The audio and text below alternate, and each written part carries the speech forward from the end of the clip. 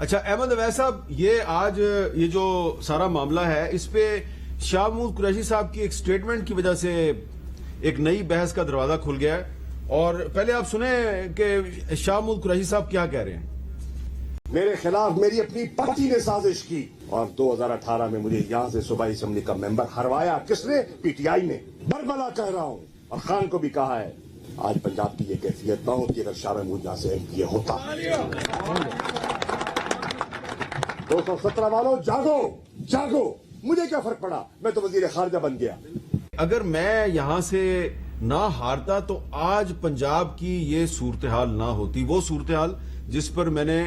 آپ کے ساتھ بات کی اور جویل لطیف صاحب سے اور کامل علی آغا صاحب سے بات کی۔ میر صاحب اس میں علیم خان بھی شامل تھا۔ اچھا، میں آپ کے پاس وہ اس کی اہمیت زیادہ ہے۔ احمد اویس صاحب، میں آپ سے پوچھنا یہ چاہ رہا ہوں کہ کیا جو شاہ محمود قریشی صاحب ہیں وہ جب کہہ رہے ہیں کہ میرے خلاف سازش ہوئی تو یقیناً ان کا اشارہ جہانگیر ترین کی طرف ہے، لیکن جب وہ کہتے ہیں کہ اگر میں جیت جاتا تو پنجاب کی آج یہ صورتحال نہ ہوتی، تو وہ اشارہ عثمان بزدار کی طرف کر رہے ہیں کہ عثمان بزدار صاحب کی انکمپیٹنس کی وجہ سے آج پنجاب میں یہ صورتحال پیدا ہوئی ہے۔ یقیناً ان کا اشارہ تو یہی ہے، کیونکہ اس میں شک نہیں ہے کہ اگر وہ الیکشن جیت جاتے پنجاب اسمبلی کا، اور اس صورت میں صورتحال بالکل مختلف ہوتی، اور یہ پالیٹکس جو پنجاب میں اس کے بعد جیسی چلی وہ بالکل اس سے مختلف ہوتی۔ اور شاہ محمود قریشی ایک بڑے تجربہ کار اور منجے ہوئے سیاستدان ہیں، اور بڑی نظر ہے ان کی سیاست کے اوپر اور عوامی انداز کے اوپر بھی، تو اس لحاظ سے ان کی جو کیلکولیشن ہے، جو انہوں نے بات کی ہے، لیکن بہرحال یہ سٹوری آف پاسٹ ہے۔ اب بات تو ہمیں آگے دیکھنا ہے کہ کیا آگے ہونے والا ہے اور کیا کیا سٹیپ لینے ہیں آگے، کیونکہ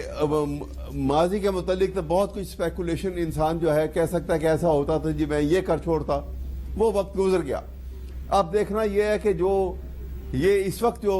ڈھیر سارے جو حالات خراب ہو چکے ہیں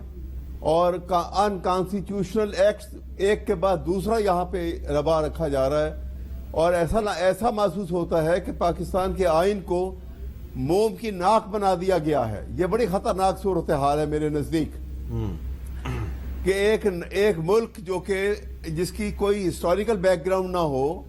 ایک نظریے کی بنیاد کے معرض وجود میں آیا ہو، سب کانٹیننٹ آف انڈیا کے اوپر اس کی ٹیریٹری جو ہے وہ سب کانٹیننٹ آف انڈیا ہے، اور وہاں پہ آئین کے ساتھ یہ سلوک رکھا جائے جو آج کل ہو رہا ہے، تو خدا نہ کرے کہ اگر یہ اور بڑھ گیا تو ایسی انارکی پھیلے گی، اور پاکستان کے جو ہے وہ بالکنائزیشن کے جو لے کے پلاننگ اور پروگرام بیٹھے ہوئے ہیں ان کو بڑا موقع ملے گا۔ یہ وقت ہے کہ خاص طور پہ پاکستان کی جوڈیشری، جس کو کہ کسٹوڈین آف کانسٹیٹیوشن کہا جاتا ہے، وہ پاکستان کے آئین کی حفاظت کرے اور بڑے سخت طریقے سے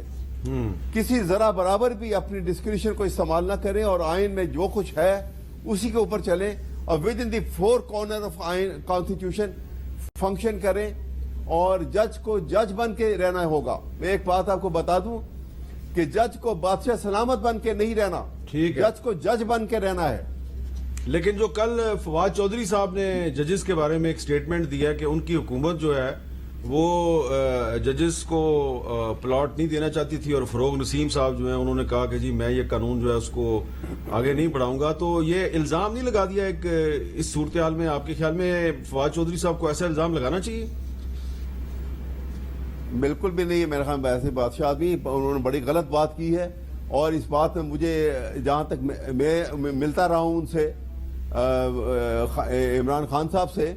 کہیں ایسی کبھی بات جو ہے اس قسم کی نہ ڈسکشن میں آئی ہے میرے سامنے، نہ مجھے اس بات کا علم ہے، اور میں کافی کلوز رہا ہوں ان کے، تو اس لیے میں نہیں سمجھتا کہ یہ بات میں کوئی صداقت موجود ہے۔ اچھا۔